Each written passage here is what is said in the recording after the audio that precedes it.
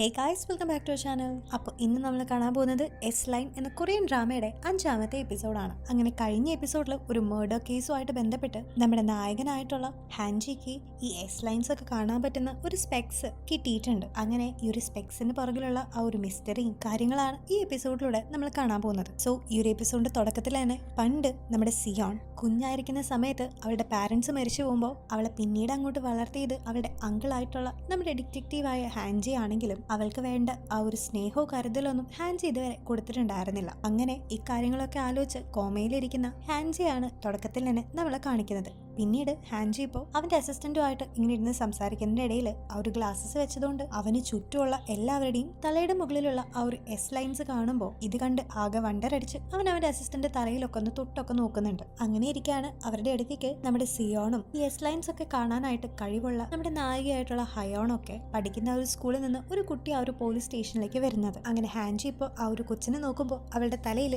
4 S lines ഉള്ളതും അവൻ not ചെയ്യുന്നുണ്ട്. അങ്ങനെ അടുത്ത സീനിൽ നമ്മൾ കാണുമ്പോൾ ഹാൻജി ഇപ്പോൾ സിയോണിന്റെ ആ ഒരു ബോയ് ഫ്രണ്ടിനെ അവൾ കിടക്കുന്ന ആ ഒരു ഹോസ്പിറ്റലിലേക്ക് കൂട്ടിക്കൊണ്ടു വന്നിട്ട് സിയോണിന്റെ തലയിൽ ഓൾറെഡി അവൻ കണ്ടിരുന്ന ആ ഒരു എസ് ലൈൻ അവന്റെ തലയിലേക്ക് പോകുന്നുണ്ടോന്ന് നോക്കുന്നുണ്ട്. കാരണം സിയോൺ ഓൾറെഡി ഒരു മൈനർ ആയതുകൊണ്ട് ഇത്ര ചെറുപ്പത്തിലെ അവൾക്ക് ഇനി എന്തെങ്കിലും റിലേഷൻ ഉണ്ടായിട്ടുണ്ടോ, അല്ലെങ്കിൽ അവൾ ആരെങ്കിലും അബ്യൂസ് ചെയ്തതാണോ എന്നൊക്കെ അറിയാനായിട്ട് ആരുടെ അടുത്തേക്കാണോ ആ ഒരു എസ് ലൈൻ പോകുന്നതെന്നാണ് അവനിപ്പോൾ അന്വേഷിച്ചുകൊണ്ടിരിക്കുന്നത്. പക്ഷെ ആ ഒരു എസ് ലൈൻ സിയോണിന്റെ ബോയ് ഫ്രണ്ട് ആണെന്ന് അവൻ വിശ്വസിച്ചിട്ടുണ്ടായിരുന്നു. ആ ഒരു കുട്ടിയുടെ തലയിലേക്കല്ല കണക്ട് ചെയ്തിട്ടുണ്ടായിരുന്നത്. അങ്ങനെ വീണ്ടും സീൻ കട്ട് ചെയ്ത് ഇപ്പൊ ഹയോണിനെ കാണിക്കുമ്പോൾ നവംബർ 1 അവളുടെ ബർത്ത്ഡേ പ്രമാണിച്ച് അവളോട് ഇഷ്ടമുണ്ടായിരുന്ന ആ ഒരു പയ്യനും ഗ്യോങ് എന്ന് പറഞ്ഞ അവളുടെ ആ ഒരു ഫ്രണ്ടും കൂടിയിട്ട് അവൾക്ക് ഒരു ബർത്ത്ഡേ പ്രസന്റ് ഒക്കെ പ്ലാൻ ചെയ്യുന്നു. അങ്ങനെ വീണ്ടും നമ്മുടെ ഹാൻജിയെ കാണിക്കുകയാണെങ്കിൽ പോലീസ് സ്റ്റേഷനിൽ എത്തിയപ്പോൾ തന്നെ അവൻ ആ ഒരു കുട്ടിയുടെ കാര്യങ്ങളൊക്കെ കേട്ടുകൊണ്ടിരിക്കുന്നുണ്ട്. അപ്പോഴാണ് അവളുടെ സ്കൂളിൽ പഠിക്കുന്ന ഒരു കൊച്ചിന്റെ ഒപ്പം പുറത്തേക്ക് പോയതാണെന്നും പിന്നീട് അവർ രണ്ടുപേരും ഡ്രിങ്ക്സ് ഒക്കെ കഴിച്ച് ആ ഒരു കൊച്ചിന്റെ ബോധം പോവുകയും പിന്നീട് അവൾ എഴുന്നേറ്റപ്പോൾ അവളുടെ ഇന്നേഴ്സിലൊക്കെ ബ്ലഡ് കണ്ടതായിട്ടും ഡ്രസ്സെല്ലാം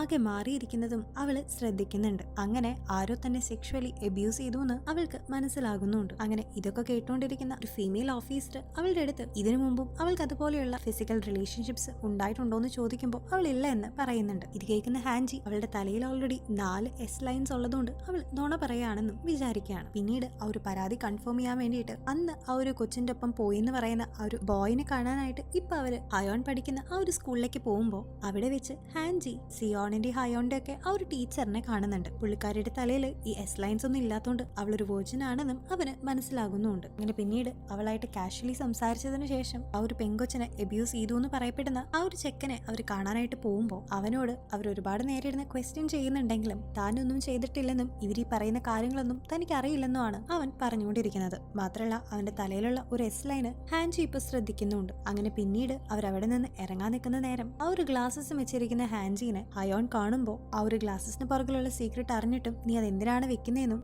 ഇത് വെച്ചവർക്ക് എല്ലാവർക്കും ഓരോ ഡേഞ്ചേഴ്സ് ഒക്കെ ഉണ്ടായിട്ടുണ്ടെന്നും അവർ മരിക്കാറുണ്ടെന്നും സോ ഇത് ആപത്താണെന്നും പറയുമ്പോൾ ഈ ഒരു ഗ്ലാസസ് വെച്ചിട്ട് തനിക്ക് എന്തെങ്കിലും നല്ലൊരു കാര്യം ചെയ്യാൻ പറ്റുമെന്ന് താൻ നോക്കട്ടെ എന്ന് ഹാൻജിയും അവളുടെ അടുത്ത് പറയാണ്. അങ്ങനെ അവർ പരസ്പരം അങ്ങോട്ടേക്ക് സംസാരിച്ച് നിൽക്കുന്ന നേരത്തേക്കാണ് ജിൻ എന്ന് പറഞ്ഞ ആ ഒരു ക്ലാസ് ടീച്ചർ ഇപ്പൊ അങ്ങോട്ടേക്ക് വന്ന് ഹാൻജിയുമായിട്ട് സംസാരിക്കുമ്പോൾ അതിലൂടെ ഹയോൺ ഈ ഹാൻജിയുടെ ഒരു നൈബർ ആണെന്നൊക്കെ ഹാൻജി ഇങ്ങനെ അവളോട് നിന്ന് സംസാരിച്ച് പിന്നീട് അവൻ പോവാൻ നിൽക്കുന്ന നേരത്ത് ആ ഒരു ടീച്ചറെ കാണിക്കുകയാണെങ്കിൽ ഇപ്പൊ ഹാൻജിയുടെ തലയിലുള്ള ആ ഒരു എണ്ണി തീരാത്ത അത്രയുമുള്ള എസ് ലൈൻസിനെ ആ ഒരു ടീച്ചറും ഇപ്പൊ നോക്കി നിൽക്കുന്നുണ്ട്. അതായത് നമ്മുടെ ഹയോണിനെ പോലെ തന്നെ ഈ ജിൻ എന്ന് പറഞ്ഞ ഈ ഒരു ടീച്ചർക്കും ആ ഒരു സ്പെക്സ് ഒക്കെ വെക്കാതെ തന്നെ ബാക്കിയുള്ള മനുഷ്യന്മാരുടെ തലയിലുള്ള എസ് ലൈൻസിനെയൊക്കെ കാണാനായിട്ടുള്ള കഴിവുണ്ടായിരുന്നു. അങ്ങനെ വീണ്ടും സീൻ കട്ട് ചെയ്ത് ഇപ്പൊ നമ്മുടെ ഹാൻജിനെ അസിസ്റ്റന്റിനെ കാണിക്കുകയാണെങ്കിൽ അവൻ ഇപ്പൊ ഒരു റൂമിലിരുന്ന് ആ പ്രതി എന്ന് സംശയിക്കുന്ന ആ ഒരു പയ്യനെ അവന്റെ ഫോണൊക്കെ ചെക്ക് ചെയ്ത് ക്വസ്റ്റ്യൻ ചെയ്തുകൊണ്ടിരിക്കുകയാണ്. അങ്ങനെ ഇരിക്കെ തന്നെ ആ ഒരു ഫോണിലുള്ള മെസ്സേജസ് ഒക്കെ അവൻ അയച്ചതാണെന്നും അവൻ അങ്ങനെ തെറ്റായ രീതിയിൽ അവൾക്ക് ടെക്സ്റ്റ് മെസ്സേജസ് ഒന്നും അയക്കാത്ത കാരണം കൊണ്ട് അവനെ അങ്ങനെ സംശയിക്കാൻ പറ്റില്ലെന്ന് പറഞ്ഞ് അവന്റെ അസിസ്റ്റന്റ് ഇപ്പോൾ അപ്പുറത്തെ റൂമിലിരിക്കുന്ന നമ്മുടെ ഹാൻജിക്ക് മെസ്സേജ് അയക്കുന്നുണ്ട്.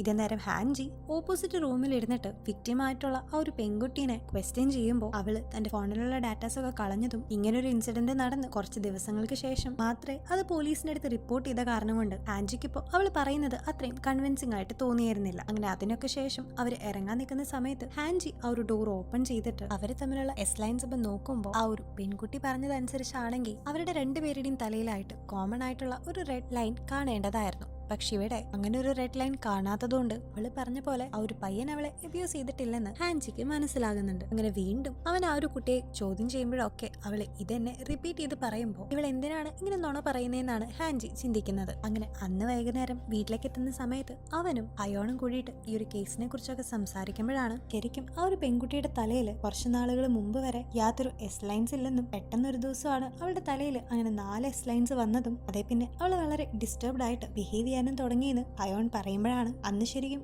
ഒരാളല്ല 4 പേര് ചേർന്നിട്ടായിരിക്കും അവൾ അബ്യൂസ് ചെയ്തിട്ടുണ്ടാവാന്നും അത് മേ ബി ആ ഒരു പയ്യനല്ലെങ്കിലും അവന് ഇതിനെപ്പറ്റി എന്തെങ്കിലും അറിയുമെന്ന് അറിയാനായിട്ട് ഹാൻജി അവന്റെ അസിസ്റ്റന്റിനെയും കൂട്ടിയിട്ട് നേരെ ആ പയ്യന്റെ റൂമിലേക്ക് പോകുന്നുണ്ട്. അങ്ങനെ അവിടെ ഫുള്ള് അവൻ അടിച്ചു പറക്കി കുറെയൊക്കെ ഒബ്സർവ് ചെയ്യുന്നുണ്ട്. ഇതേ നേരം ഹയോൺ ആകട്ടെ ഹാൻജിക്ക് ആ ഒരു ക്രൈം സീനിന്ന് ആണ് ഈ ഒരു ഗ്ലാസസ് കിട്ടിയതെന്ന് അറിഞ്ഞ് രാത്രി തന്നെ ആ ഒരു ക്രൈം നടന്ന ആ ഒരു റൂമിലേക്ക് എന്തെങ്കിലുമൊക്കെ എവിഡൻസ് കിട്ടുമെന്ന് നോക്കി പോകുമ്പോൾ അവിടേക്ക് അവളെ തപ്പി അവളോട് ഇഷ്ടമുണ്ടായിരുന്ന ആ ഒരു പയ്യനും വരുന്നുണ്ട്. അങ്ങനെ അവർ രണ്ടുപേരും കൂടി കാഷ്വൽ ആയിട്ട് സംസാരിച്ചു നിന്ന് ഏറ്റവും അവസാനം അവർ രണ്ടുപേരും അവരുടെ ഫീലിംഗ്സ് എക്സ്പ്രസ് ചെയ്ത് കിസ് ചെയ്യുന്നുണ്ട്. ഇതേ നേരം നമ്മുടെ ഹാൻജിനി അസിസ്റ്റന്റിനെയും വീണ്ടും കാണിക്കുകയാണെങ്കിൽ മറ്റു പ്രതിയായിട്ടുള്ള പയ്യന്റെ റൂമിൽ ഒബ്സർവ് ചെയ്യുന്നതിന്റെ ഇടയിൽ അവൻ ഈ അടുത്തായിട്ട് അവിടെ ഫുള്ള് ക്ലീൻ ചെയ്തത് മനസ്സിലാക്കിയിട്ട് അവർ രണ്ടുപേരും കൂടി വേസ്റ്റ് ഒക്കെ ചെക്ക് ചെയ്യുന്നതിന്റെ ഇടയിൽ അവന്റെ റൂമിൽ കണ്ട ബെഡുമായിട്ട് മാച്ച് ആകുന്ന ബെഡ്ഷീറ്റ്സ് ഉപേക്ഷിക്കപ്പെട്ട നിലയിൽ അവരവിടുന്ന് കണ്ടെടുക്കുന്നുണ്ട്. അങ്ങനെ അടുത്ത സീനിൽ നമ്മൾ കാണുമ്പോൾ സ്കൂളിൽ നിന്ന് നേരെ ആ ഒരു പയ്യനെ അവർ വന്ന് അറസ്റ്റ് ചെയ്ത് പോലീസ് സ്റ്റേഷനിലേക്ക് കൊണ്ടുപോകുന്നുണ്ട്. ഇതേ നേരം ആ ഒരു സ്കൂളിലിരിക്കുന്ന കുറച്ചു പേര് അവനെ തന്നെ നോക്കിയിരിക്കുന്നത് നമ്മളെ കാണിക്കുന്നുണ്ട്. അങ്ങനെ പോലീസ് സ്റ്റേഷനിൽ വന്നിട്ട്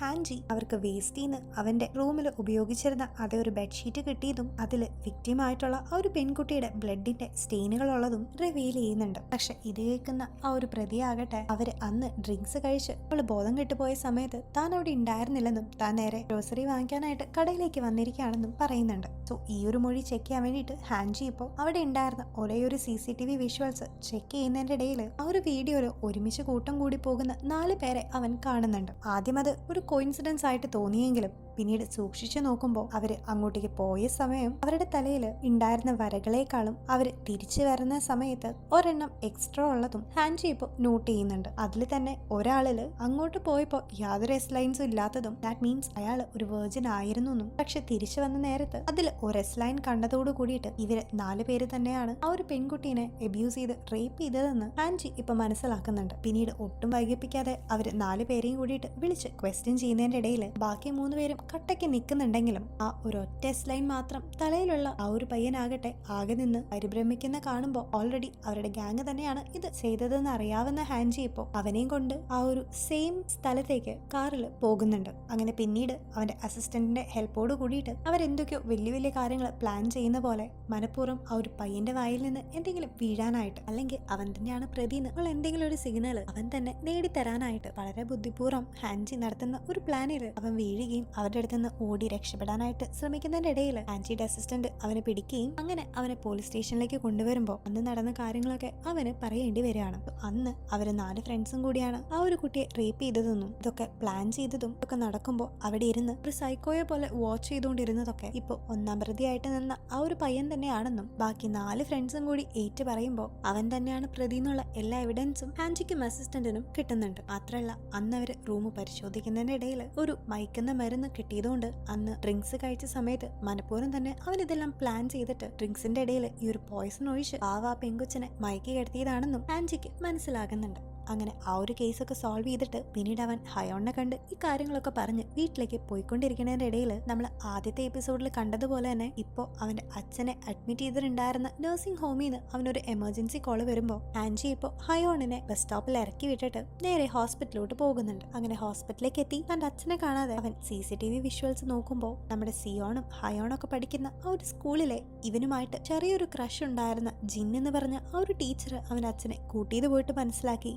അവളിപ്പോൾ എന്തിനാണ് തൻ്റെ അച്ഛനെ കൂട്ടിക്കൊണ്ടുപോയെന്ന് ഒന്നും മനസ്സിലാകാതെ നിൽക്കുന്ന ആൻജിയുടെ ഫോണിലേക്ക് ഇപ്പോൾ സിയോണിന്റെ ഹോസ്പിറ്റലിൽ കിടക്കുന്ന ഒരു ഫോട്ടോയും കൂടി വരുമ്പോൾ അവനിപ്പോൾ നേരെ ഹോസ്പിറ്റലിലേക്ക് ഓടിപ്പാഞ്ഞ് എത്തുന്നുണ്ട്. അവിടെ ചെന്ന് അവൻ സിയോണിന്റെ റൂമിലേക്ക് വേഗം തന്നെ പോകുമ്പോൾ അവൾ അവിടെ യാതൊരു കുഴപ്പമില്ലാണ്ട് കിടക്കുന്നതും അവൻ കാണുന്നുണ്ട്. പക്ഷെ ആ സമയത്താണ് അവളുടെ തലയിലുണ്ടായിരുന്ന ആ ഒരു റെഡ് ലൈൻ നേരെ സൈഡിലേക്ക് വലിയുന്നത്. സോ അതിനർത്ഥം ആ ഒരു റെഡ് ലൈൻ ആയിട്ട് കണക്ട് ചെയ്യുന്ന ആ ഒരു വ്യക്തി അവളുടെ അടുത്തേക്ക് വരുന്നുണ്ടെന്നാണ്. അങ്ങനെ ഒന്നും മനസ്സിലാവാതെ അവനിപ്പോൾ ഗണ്ണൊക്കെ എടുത്ത് അതാരാണ് വെറുതെ വരുന്നേന്നറിയാണ്ട് ഡോറിന്റെ സൈഡിലേക്ക് എന്തിനും തയ്യാറായിട്ട് നിൽക്കുമ്പോൾ പെട്ടെന്ന് അവന്റെ അച്ഛൻ തന്നെയാണ് അവിടേക്ക് വരുന്നത്. ഇത് കണ്ട് ആദ്യം അവനൊന്നും മനസ്സിലായില്ലെങ്കിലും പിന്നീട് സിയോണിന്റെ തലയിലുള്ള ആ ഒരു റെഡ് ലൈൻ അവന്റെ അച്ഛന്റെ തലയിലേക്ക് കണക്റ്റഡ് ആവുമ്പോൾ അതിന്റെ അർത്ഥം മനസ്സിലാക്കുന്ന ഹാൻജി ആകെ പൊട്ടി തകർന്നു പോകുന്നുണ്ട്. സോ ഈ ഒരു കാരണം കൊണ്ടായിരിക്കാം ആദ്യത്തെ എപ്പിസോഡിൽ നമ്മൾ കണ്ട പോലെ ആ ഒരു അച്ഛൻ മുകളിൽ നിന്ന് താഴേക്ക് ചാടാനായിട്ട് ട്രൈ ചെയ്തിട്ടുണ്ടായിരിക്കാം. അങ്ങനെ ഇപ്പൊ സിയോണ കാണുന്ന ആ ഒരു അച്ഛൻ വന്ന് അവളുടെ മുഖത്തൊക്കെ തൊടുമ്പോൾ അത് കണ്ട് ദേഷ്യവും വിഷമവും ഒരുമിച്ച് വന്ന ഹാൻജി അയാളെ വലിച്ചു മാറ്റി താഴെ ഇട്ടിട്ട് ഒരു നിമിഷം ഒന്ന് കൊല്ലാൻ പോലും ചിന്തിക്കുന്നുണ്ടെങ്കിലും പിന്നീട് എന്തോ ആലോചിച്ച്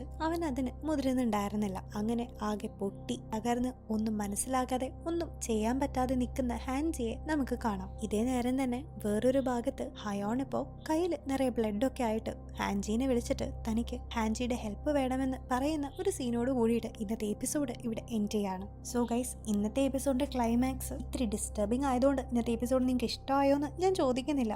എനിവേ, നമുക്ക് ഇനി ഒരു എപ്പിസോഡ് കൂടി ബാക്കിയുള്ളൂ. സോ ഇപ്പൊ നമ്മുടെ ഹയോണിന് എന്താണ് പറ്റിയത്, അതുപോലെ സിയോണിന്റെ ഫ്യൂച്ചർ ഇനി ഒരു സത്യങ്ങളൊക്കെ അറിയുമ്പോൾ എന്താവും, അതുപോലെ ഹാൻജിയുടെ കണ്ടീഷനൊക്കെ അടുത്ത ആ ഒരു ഫൈനൽ എപ്പിസോഡിൽ കൂടെ നമുക്ക് കാണാം. അപ്പോൾ അടുത്ത വീഡിയോ വരുന്നവരെ ടേക്ക് കെയർ ആൻഡ് ബൈ.